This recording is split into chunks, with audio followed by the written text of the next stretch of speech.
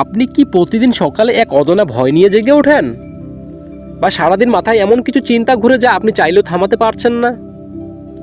যদি উত্তর হ্যাঁ হয়, তবে আজকের ভিডিওটি আপনার জীবনের টার্নিং পয়েন্ট হতে পারে। আমাদের চারপাশের মানুষগুলো হাসছে, কাজ করছে, জীবন কাটাচ্ছে, কিন্তু সবার ভেতরে কি সব কিছু ঠিক আছে? নাকি কারো বুকের ভেতর হঠাৎ হাতুড়ির মতো শব্দ হয়, নাকি কারো মাথায় একই চিন্তা ঘুরপাক খায় বারবার?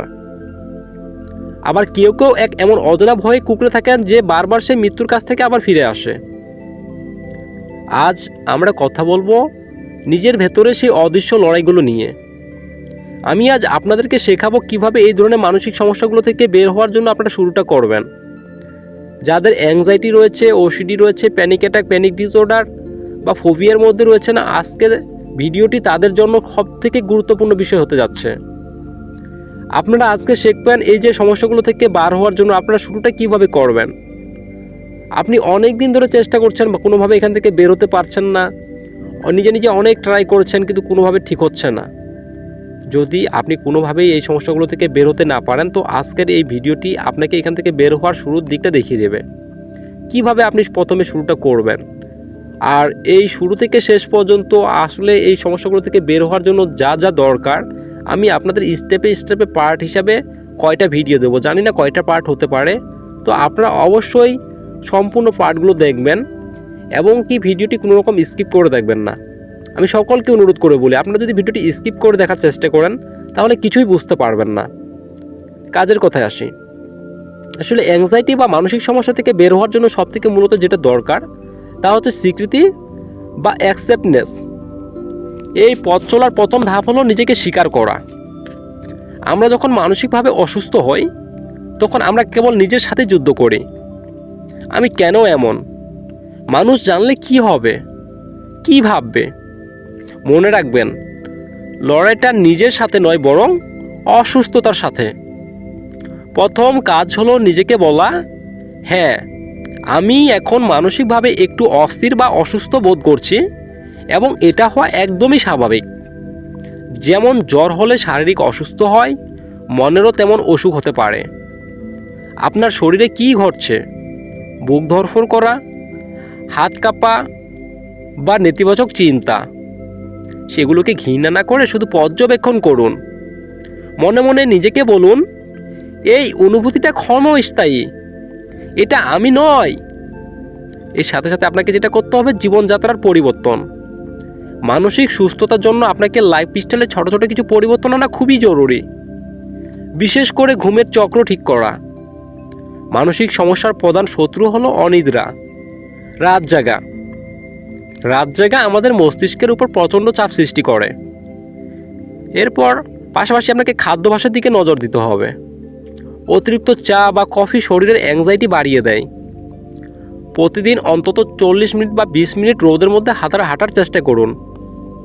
ব্যায়াম করলে শরীর থেকে এমন কিছু হরমোন নিঃসৃত হয় যা প্রাকৃতিকভাবে মন ভালো রাখতে অনেক সাহায্য করে। এবং কি মনকে শান্ত রাখার জন্য আপনাকে কিছু কৌশল বা টেকনিক অবলম্বন করতে হবে। তার মধ্যে সবথেকে যেটা বেস্ট এবং কি কার্যকর তা হচ্ছে গ্রাউন্ডিং। যখন প্যানিক অ্যাটাক হয় বা দুশ্চিন্তা খুব বেড়ে যায়, তখন নিজেকে বর্তমানে ফিরিয়ে আনতে হবে। এর জন্য একটি চমৎকার পদ্ধতিও রয়েছে। আপনাদের চারপাশ থেকে 5টি জিনিস খুঁজে বের করুন যা আপনি দেখতে পাচ্ছেন, 4টি জিনিস যা আপনি স্পর্শ করতে পারেন, 3টি শব্দ যা আপনি শুনতে পাচ্ছেন, 2টি জিনিসের ঘ্রাণ এবং 1টি জিনিসের স্বাদ। এই পদ্ধতিটি আপনার মস্তিষ্কের সেই ভয় থেকে জাগ্রত করে বর্তমানে ফিরিয়ে আনতে অনেক সাহায্য করবে। এর পাশাপাশি আপনাকে দীর্ঘ শ্বাস নেওয়ার একটা অভ্যাস তৈরি করতে হবে। 4 সেকেন্ড ধরে শ্বাস নিন, 7 সেকেন্ড ধরে ভিতরে ধরে রাখুন এবং 8 সেকেন্ড ধরে ধীরে ধীরে শ্বাসটা ছাড়ুন। এটা আপনার ম্যাজিকের মতো কাজ করবে। আর এর পাশাপাশি যেটা আপনাকে করতে হবে, ডিজিটাল জগৎ থেকে বিরত থাকা। বা আমাদের এই অশান্ত মনের একটা বড় কারণ হলো সোশ্যাল মিডিয়া। সারাদিন আমাদের জীবনের উজ্জ্বল দিকগুলো দেখে বা অন্যের জীবনের উজ্জ্বল দিকগুলো দেখে আমরা নিজেদের জীবন নিয়ে হীনমন্যতায় ভুগি। যারা ওসিডি সমস্যায় ভুগছেন তাদের জন্য এটা খুবই দরকারি। সারাদিন ফোন না ঘেঁটে একটি ডায়েরি নিয়ে বসুন। মনের ভেতর যা খারাপ চিন্তা আসছে সব লিখে ফেলুন। লিখে ফেললে মনের ভার অনেকখানি কমে যায়। এর পাশাপাশি যদি আপনি একা না পারেন, অবশ্যই আপনাকে সাহায্যের হাত বাড়ানোর একটা মানুষের দরকার হতে পারে। মনে রাখবেন, একা যুদ্ধ করা সবসময় সম্ভব হয় না।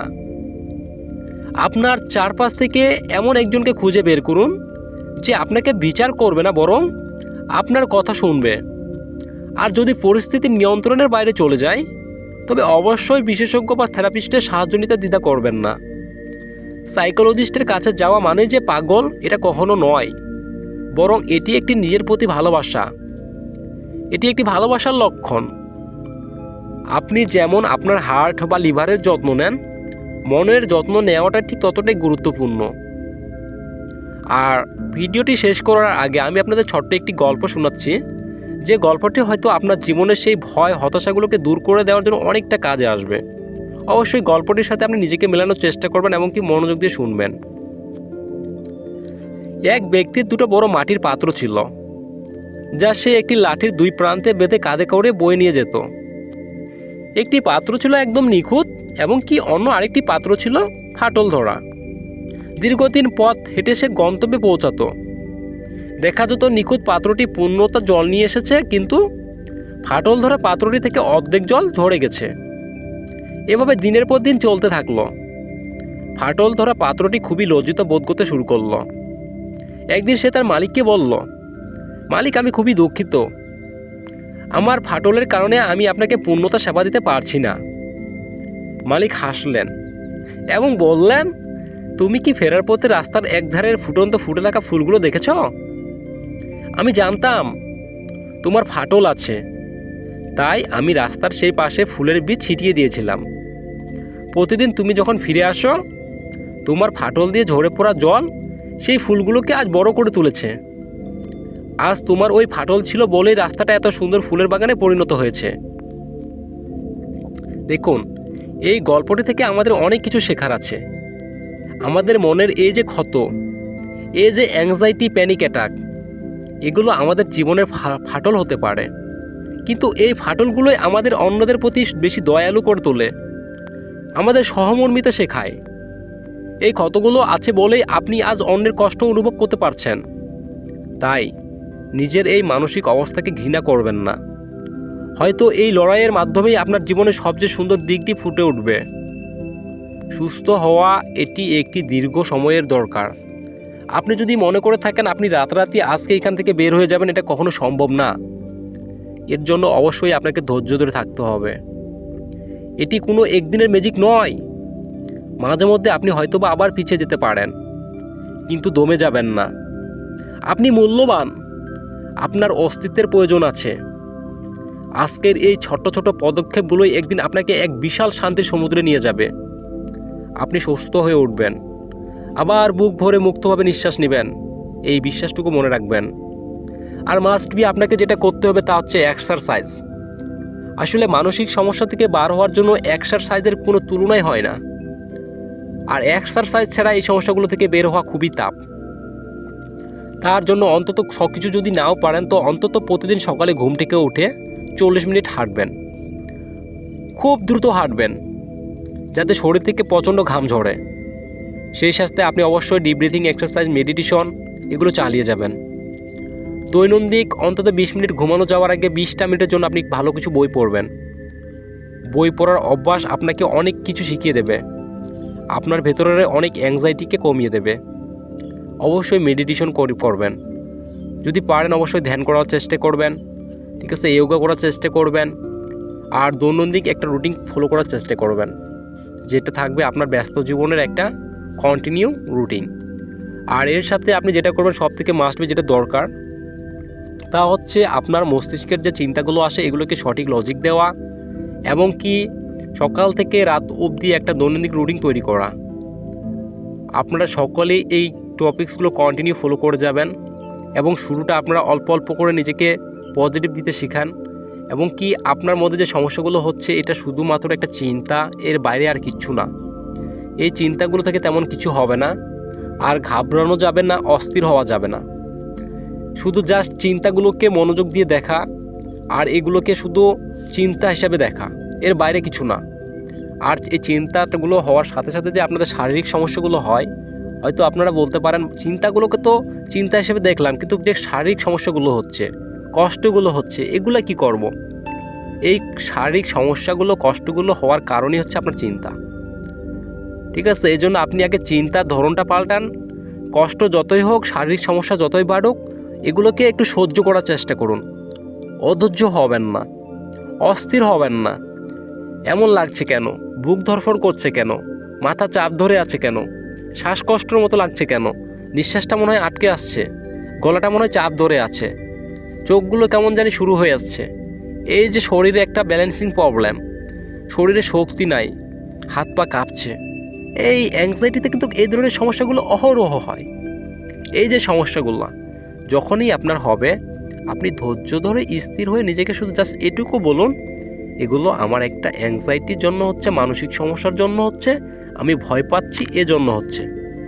আমি যদি ভয় পাওয়া বন্ধ করে দিই, তাহলে অবশ্যই এই সমস্যাগুলো আমার খুব তাড়াতাড়ি চলে যাবে।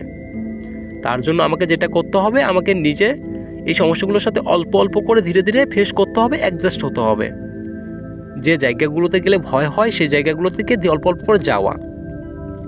যে জায়গায় গেলে প্রবলেম হয়, সমস্যা হয়, ওই জায়গায় গিয়ে কিছুক্ষণ স্থির হয়ে থাকা, ধৈর্য ধরে থাকার একটা অভ্যাস তৈরি করা।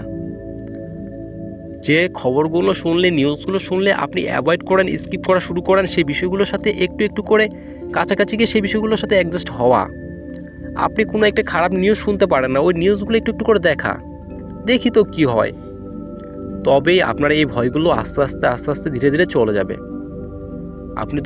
আপনি যদি অধৈর্য হয়ে যান, কেন হচ্ছে না, পারছি না, আমার দ্বারা সম্ভব না, অনেকে পারে অনেকে পারে না, কেউ ভালো হয় আমি পারবো না, আমার দ্বারা হবে না, এগুলো বলবেন না প্লিজ।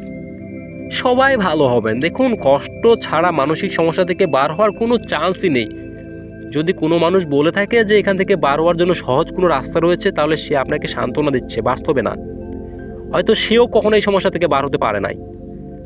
তাই আমি বারবার একটা কথা বলি, নিজের প্রতি সাহস রাখুন, আত্মবিশ্বাস রাখুন, আপনার দ্বারাই সম্ভব। আপনি অ্যাংজাইটি থেকে অনেক শক্তিশালী।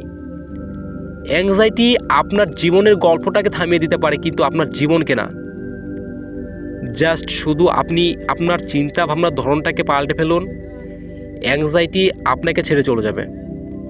কিন্তু এর জন্য আপনাকে অবশ্যই ধৈর্য ধরতে হবে, শান্ত থাকতে হবে, নিজেকে সঠিক লজিক দিতে শিখতে হবে। তবে আস্তে আস্তে ধীরে ধীরে এই সমস্যাগুলো থেকে বের হয়ে আসবেন। আর নেক্সট সেকেন্ড পার্ট আরেকটা আসতেছে, এর পরবর্তী পদক্ষেপ আপনার কি হতে পারে, নেক্সট দ্বিতীয় পার্টে আমি এই বিষয়গুলো নিয়ে আরেকটু সুন্দরভাবে বোঝানোর চেষ্টা